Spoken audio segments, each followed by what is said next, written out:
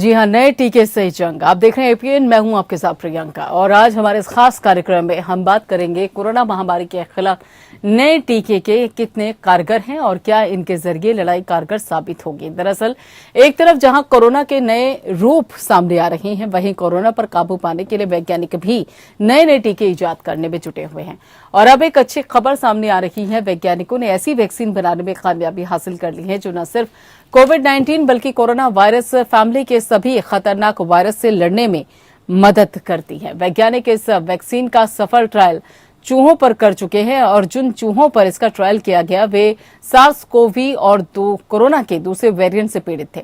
उम्मीद है कि अगले साल तक कि इंसानों पर भी इसका ट्रायल शुरू कर दिया जाएगा। और वैक्सीन को अमेरिका की नॉर्थ कैरोलिना यूनिवर्सिटी ने डेवलप किया है। और इसके साथ ये भी बताया जा रहा है कि यूनिवर्सिटी के वैज्ञानिकों का मानना है कि कोरोना वायरस का कोई भी नया रूप भविष्य में नई महामारी को जन्म दे सकता है। इस स्टडी में वैज्ञानिकों की खोज को सेकेंड जनरेशन वैक्सीन बताया गया है और ये वैक्सीन जानवरों से फैलने वाले वायरसों से इंसानों के इम्यून सिस्टम को सुरक्षित करती है। ये वैक्सीन सर्बेको वायरस पर हमला करती है और सर्बेको वायरस कोरोना वायरस फैमिली का हिस्सा है।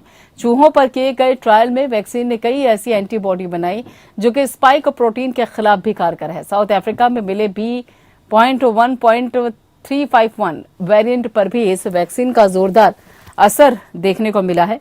और इस बाबत यह भी बताया जा रहा है कि लगातार इस वैक्सीन को डेवलप करने की कोशिशें वैज्ञानिकों के जरिए की जा रही है ताकि जल्द से जल्द ये वैक्सीन डेवलप हो और उसके साथ ही लोगों को कोरोना से राहत मिल सके।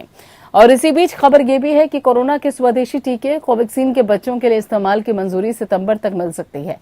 मीडिया रिपोर्ट के मुताबिक एम्स के डायरेक्टर रणदीप गुलेरिया ने उम्मीद जताई कि बच्चों पर कोवैक्सीन के फेज 2 और फेज 3 के ट्रायल के डेटा सितंबर तक आ जाएंगे और उसी दौरान बच्चों के लिए वैक्सीन की मंजूरी भी मिल सकती है।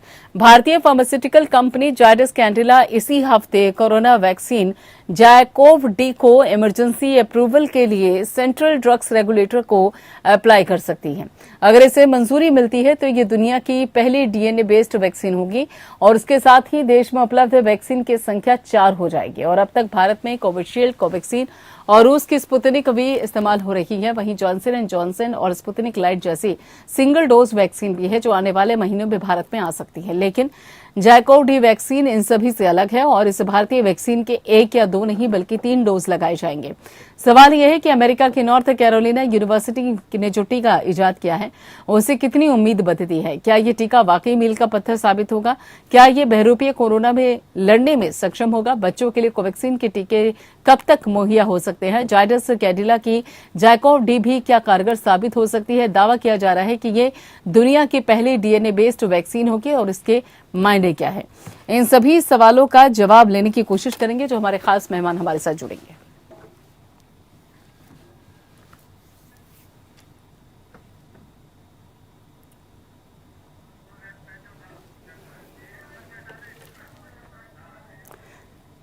जी हाँ, तो नए टीके से आखिर कोरोना की जंग जीतने में क्या कामयाबी मिल पाएगी, इसी बाबत जानकारी देने के लिए, बातचीत करने के लिए, चर्चा करने के लिए हमारे खास मेहमान हमारे साथ जुड़े हुए हैं। डॉक्टर एम वल्ली हैं जो कि सीनियर डॉक्टर हैं गंगाराम हॉस्पिटल और डॉक्टर अंशुमान कुमार हैं जो कि यहाँ पर सीनियर डॉक्टर हैं धर्मशिला कैंसर हॉस्पिटल के।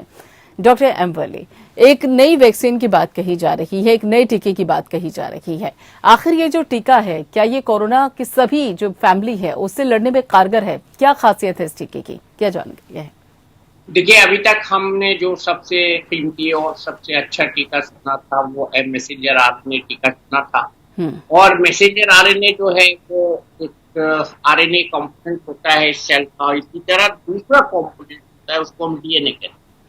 तो डीएनए जो है ये ज्यादा अच्छा इम्यूनोजेनिक स्टिमुलस प्रदान कर सकता है और डीएनए के जो वैक्सीन्स हैं अभी आए नहीं। तो डीएनए जो है इसमें एक टेक्नोलॉजी वैक्सीन में इस्तेमाल हुई है जिसको हम प्लाज्मिड की टेक्नोलॉजी कहते हैं। और ये प्लाज्मिड की टेक्नोलॉजी का इस्तेमाल पहले मर्स वगैरह में किया जा चुका है और ये प्रूवन टेक्नोलॉजी। और जैसे कि आपने बताया नॉर्थ कैरोलिना में और हमारे यहाँ भी जायडस कैडिला ने इसको ऑलरेडी ट्रायल फेज 1 फेज 2 करीब कंप्लीट कर ली हैं और फेज 3 के बारे में भी कहा जा रहा है और इसमें जो अच्छी बात उन्होंने किया कि उन्होंने 18 साल से कम के लोगों में भी इसका ट्रायल किया है, तो साथ साथ दोनों चीजें हो रही हैं, ये अच्छी बात है। तो प्लाज्मिड टेक्नोलॉजी सेफ टेक्नोलॉजी है और ज्यादा अच्छी इससे इम्यूनिटी मिल सकती है। इसमें सबसे बड़ी जो आसानी है हमारे जैसे देश के लिए वो ये है कि इसका ट्रांसपोर्ट और इसकी लॉजिस्टिक्स जो है उसके लिए, क्योंकि हमारा देश उष्ण देश है, गर्म देश है, टेम्परेट देश है, तो उसमें ये रूम टेम्परेचर और इसका ट्रांसपोर्ट 2 से 8 डिग्री पर स्टोरेज किया जा सकता है और इसकी शेल्फ लाइफ ज्यादा होगी।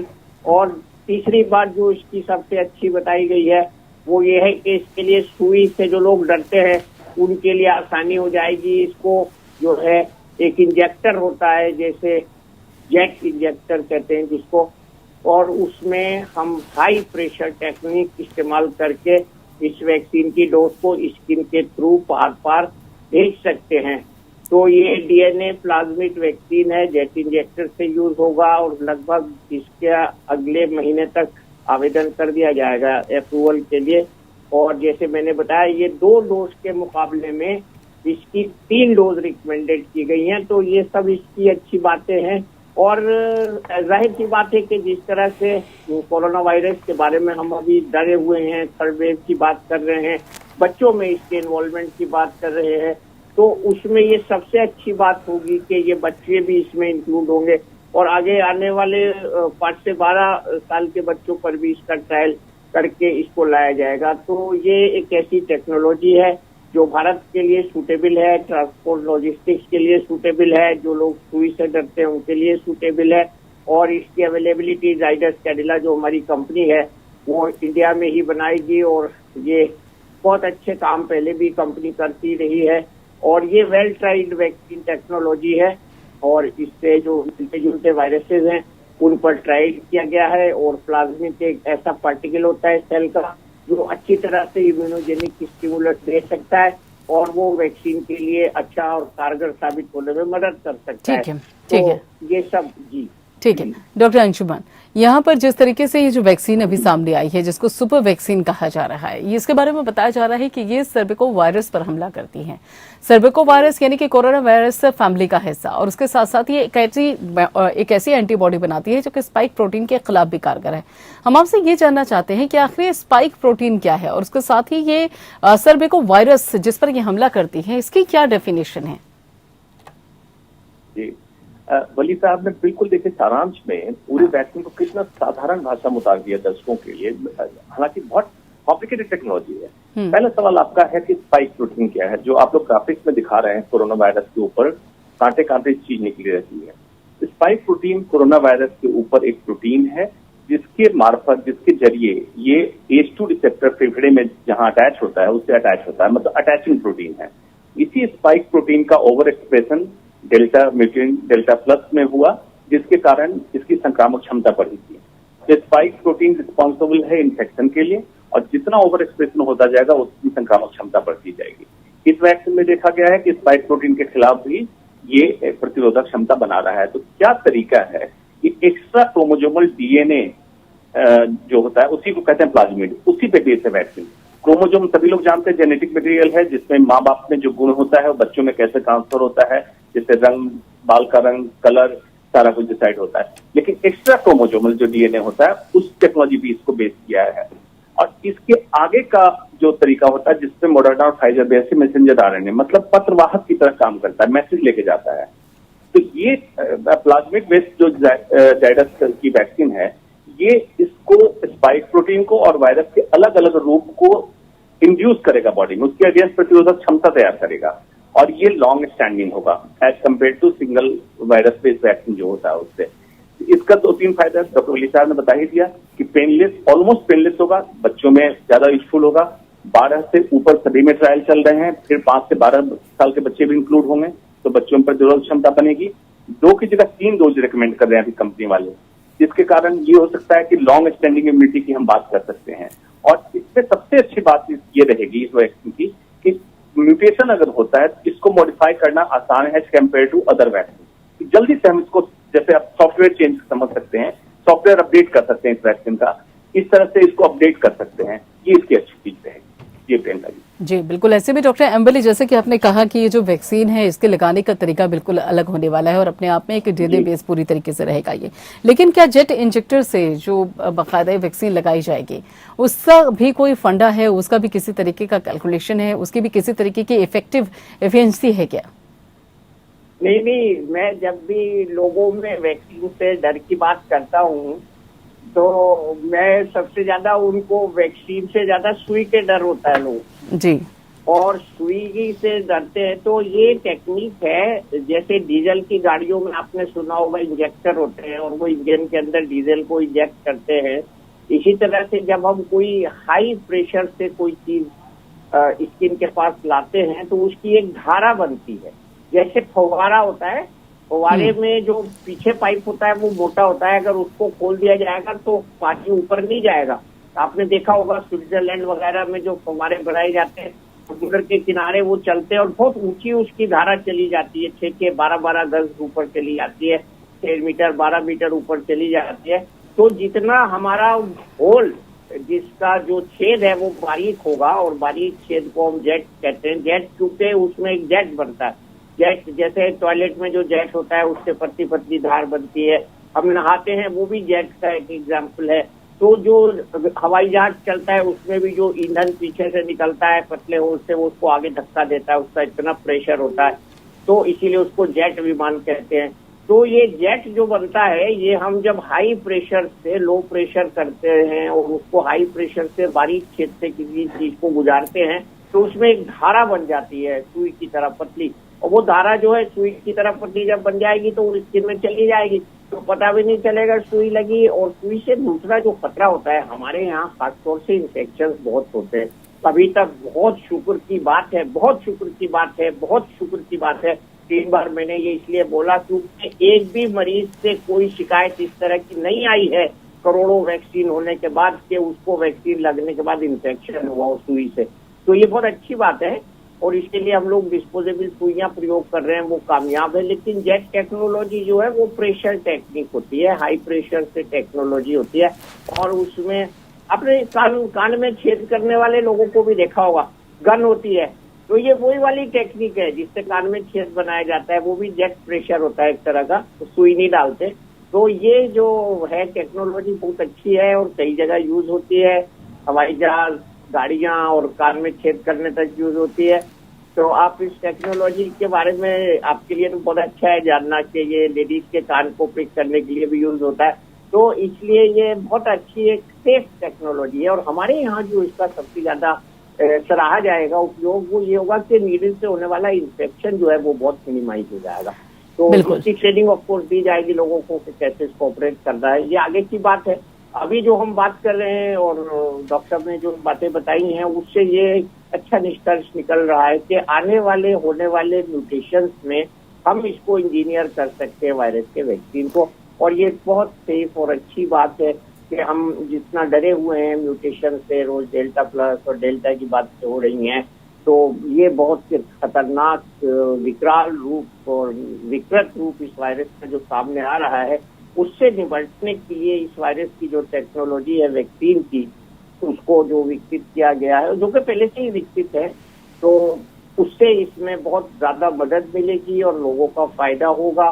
और जो नीडल से लोग फोबिया करते हैं, उसको हम लोग मेडिकल लैंग्वेज में नीडल फोबिया कहते हैं, तो उनको फायदा होगा। और ये सब एक अच्छे उदाहरण हैं, बट बात वहीं आती है घूम के वैक्सीन लगवाया जाए, वैक्सीन लगवाने जाया जाए, वैक्सीन को हमें प्रमोट करना है, वैक्सीन को लगवाना है और इसको कवच को धारण करना है। अगर इस वैक्सीन की बात की जाए, जायकोडी वैक्सीन की बात की जाए, तो ये काम कैसे करेगी? जैसे शरीर के अंदर ये इंजेक्ट होती है, हालांकि इसको इंजेक्ट करने का तरीका अलग है, जो दूसरी वैक्सीन है उससे बिल्कुल अलग है, चाहे वो कोविशील्ड हो चाहे वो कोवैक्सीन हो। तो ऐसे में जब इसके इंजेक्ट का तरीका अलग है तो क्या ये मानकर चला जाए कि जायकोडी वैक्सीन के काम करने का, शरीर के अंदर काम करने का भी तरीका अलग होगा, किस तरीके से ये काम करेगी? और साथ ही रख रखाव कितनी बड़ी चुनौती है इस वैक्सीन के लिए? जी, एक एक करके बता देता हूँ। रख रखाव के लिए तक कंपनी के प्रोसेस में देखा गया 2 to 8 डिग्री, 2 से 8 डिग्री टेम्परेचर पे रख रखाव कर सकते हैं, as compare to Moderna Pfizer जिसको माइनस में रखना है, -40 to -70 में वो सारे वैक्सीन रखी जाती थी। तो 2 से 8 डिग्री में आराम से हम वैक्सीन को रख सकते हैं और सुदूर गांव देहात में भी पहुंचा सकते हैं, क्योंकि ऑलरेडी कोल्ड चेन हमारा पोलियो वैक्सीनेशन प्रोग्राम में बना हुआ है। रखरखाव ऐसे है। इंजेक्टर टेक्निक से बियॉन्ड जेट टेक्निक जो है क्या है, इसमें निडल प्रिकिंग आपको नहीं होती है। मतलब क्या, हाई प्रेशर में दवा को, वैक्सीन को स्किन के थ्रू पास कर दिया जाता है। मानना क्या समझना है इसमें कि इंसान की चमड़ी पोरस होती है, मतलब इतने छोटे छिद्र होते हैं जो हमें दिखते नहीं, नंगे आंख होते। जिसका तरीका कैसे समझ सकते हैं, आप जब मरहम लगाते हैं, कोई भी ऑइंटमेंट लगाते हैं, स्किन पे लगाते हैं, लेकिन ये दवा अंदर तक पहुंचती है, तभी तो आपको आराम मिलता है। सेम टेक्नोलॉजी कि अगर हाई प्रेशर से किसी भी लिक्विड को हम स्किन पे डालेंगे तो ये अंदर चली जाती है, स्किन के अंदर। उन्हीं से इस पे प्लाज्मिड होगा। प्लाज्मिड जैसा मैंने बताया एक्स्ट्रा क्रोमोसोमल डीएनए होगा जो रिप्रेजेंट करेगा और इंड्यूस करेगा वायरस के स्पाइक प्रोटीन और अन एंटीजन जो वायरस, कोरोना वायरस के एंटी, उसके अगेंस्ट एंटीबॉडी बनाने में ये सिग्नल देगा। उस सिग्नल को फर्दर इम्यून सिस्टम अपने मैसेंजर आरएनए के थ्रू प्रोसेस करके और एंटीबॉडी, इम्यूनोग्लोबुलिन बनाने में मदद करता है। इसकी एक प्रक्रिया है, चेन है। तो मतलब वायरस एज सच को आपने इंजेक्ट नहीं किया शरीर के अंदर, प्लाज्मिड को इंजेक्ट किया। प्लाज्मिड नॉर्मली क्या है, क्रोमोसोमल डीएनए, यूजुअली बैक्टीरिया में पाया जाता है, यूकैरियोट, बाकी जो सिंगल न्यूक्लिएटेड, मतलब इंडिपेंडेंट डीएनए स्ट्रक्चर है जिसके अंदर कैपेसिटी होती है रेप्लिकेट करने की और इंड्यूस करने की। तो ये हमारे इम्यून सिस्टम को इंड्यूस करेगा कोरोना वायरस के स्पेसिफिक, उसके अगेंस्ट एंटीबॉडी बनाने में। यही इसकी तरकीब है। लेकिन इंजेक्शन की टेक्निक भी इसकी अलग हो गई जेट से, और इसको वैक्सीन मतलब इम्यूनोजेनिसिटी की टेक्निक भी इसकी अलग हो गई, जो वैक्सीन हमारे पास उपलब्ध है उससे अलग है। बिल्कुल, यानी कि अगर देखा जाए तो उसके काम करने का तरीका भी अलग है। डॉक्टर एम वली, अगर इस वैक्सीन के बारे में बात की जाए तो इसको बाकायदा 3 डोज में रखा गया है, 3 फ्रेम में रखा गया है, फेज 1, फेज 2, लेकिन उसमें 28 से ज्यादा दिनों का भी बाकायदा अंतर रखा गया है। तो इस बाबत ये क्या प्रोसीजर है, इसके पीछे क्या कहानी है कि बाकायदा 2 बार है और उसके साथ साथ बीच बीच में 28 दिन का, ये फिर 52 से 53 दिन का बाकायदा गैप भी रखा गया है?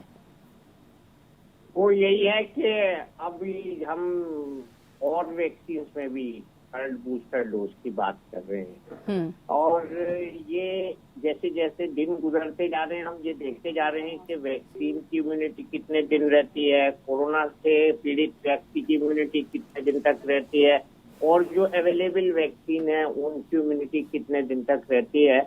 तो जो हमारे पास कुछ सूचनाएं और डाटा आ रहे हैं उसमें यही है कि धीरे धीरे ये इम्यूनिटी कम होती जाती है, और करीब साल भर के बाद ऐसा हो सकता है, मैं ये कह रहा हूँ हो सकता है कि हमको एक तीसरी डोज की और वैक्सीन में भी जरूरत पड़े। तो इन्होंने इसी में भी थर्ड डोज की ट्रायल को रखा है ताकि शॉर्ट इम्यूनिटी बूस्ट हो जाए। तो third dose will come like immune booster dose होगी, क्योंकि ये इन्होंने ये भी कहा है कि हमारा वैक्सीन दोनों पाथवे से काम करेगा, इम्यूनिटी देगा। हमारे शरीर में प्राय 30 सेल और 20 सेल जो हम लोग आमतौर पे सुनते हैं, कॉमन मैन के लिए बस इतना ही जानना जरूरी है। 2 पाथवेज होती हैं और एक इनहेरेंट इम्यूनिटी होती है हमारे अंदर। तो जो हमारे टीके की इम्यूनिटी है उसकी मियाद को बढ़ाने के लिए उसको जो हम बूस्ट का शब्द इस्तेमाल करते हैं, बूस्ट करने के लिए और पहले और दूसरे टीके के बाद जो इम्यूनिटी का स्तर बनता है उसको कायम रखने के लिए ये थर्ड डोज की बात और जगह भी हो रही है। इन्होंने भी थर्ड डोज की बात की है और इन्होंने ये कहा 28 दिन और फिर उसका डबल कर दिया 56 दिन, 0, 28, 56। तो ये इन्होंने यही तीनों डोजेस की बात कर ली है और ये अच्छी बात है कि हम अपनी इम्यूनिटी को बरकरार रखें। तो ये इम्यूनिटी का चक्कर जो है ये दिखाई देने वाला नहीं है और ना हर पेशेंट में नाप सकते हैं। तो we have to play logic and with safe side. तो लॉजिकली सेफ है कि अगर हम थर्ड डोज या बूस्टर डोज की बात करें, प्रियंका जी आप बहुत अच्छे से प्रिपेयर करके आए हैं, आपका बड़ा अच्छा चैनल है जो ज्ञानवर्धक होता है, और मैं डॉक्टर अपने प्यारे साथी जिनसे आपने मेरी जोड़ी बनाई है अंशुमन, इनके साथ आते हुए मुझे बड़ा कंफर्टेबल और अच्छा लगता है बात करते हुए। तो मैं यही समाचार दूंगा, यही मैसेज दूंगा कि हमारे जो आने वाले दिन हैं उसमें हम बहुत सावधान रहें। कल बहुत डराया है सबने डेल्टा वायरस से और डेल्टा प्लस से, मेरे घर के लोग भी बड़े डरे हुए हैं।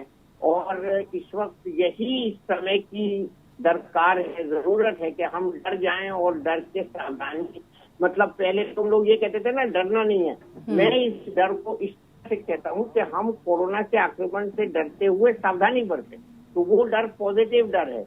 और इससे अगर हम बचते रहेंगे, मास्क पहनते रहेंगे, और कल तो बिल्कुल ही हमारे बड़े डॉक्टर साहब गुलेरिया साहब ने बहुत अच्छे से इसको डेल्टा प्लस के बारे में ऐसी बात कही जो मैं वाकई में as a medical scientist, as a medical doctor भी डर गया कि अगर आप इसके बगल से भी गुजर जाएंगे डेल्टा प्लस वाले के मरीज के, तो आपको संक्रमण हो जाएगा। तो ये इस बात का, इसको मैंने पॉजिटिवली लिया कि इतने खतरनाक म्यूटेशंस हो रहे हैं वायरस में, तो हमारा फर्ज बनता है कि हम इसके बारे में सही जानें और मास्क लगाएं और टीका लगवाएं, जो भी टीका अवेलेबल हो लगवाएं। प्रियंका जी, बहुत बहुत आपने ये अच्छा प्रोग्राम किया है। बिल्कुल, यानी कि अगर बहुत बहुत शुक्रिया डॉक्टर अंबली, यानी कि अगर आपके कहने के अनुसार देखा जाए तो डरने की जरूरत है, पूरी तरीके से अभी बेफिक्र होने की जरूरत नहीं है, क्योंकि कोरोना वायरस अभी कहीं नहीं गया, यहीं पर है। इसके जो संक्रमण के मामले हैं, सेंसिटाइज होने की जरूरत है। बिल्कुल, हमें सेंसिटाइज होना चाहिए, लापरवाही नहीं करनी चाहिए। बिल्कुल, लापरवाही करने की जरूरत नहीं है, एहतियात बरतने की जरूरत है, और कहीं ना कहीं थोड़ा बहुत अंदर डर भी होना चाहिए, क्योंकि डर से ही एहतियात निकल कर सामने आती है। जब तक आग का डर नहीं होगा तभी उससे आप दूरी बनाकर नहीं रख सकते। फिलहाल बहुत बहुत शुक्रिया डॉक्टर अंबली और उसके साथ ही डॉक्टर अंशुमन, आप दोनों का जुड़ने के लिए और ये बेहद महत्वपूर्ण जानकारी हमारे दर्शकों को उपलब्ध करवाने के लिए। फिलहाल इतना ही, बाकी खबरों के लिए आप जुड़े रहिए एपीएन के साथ।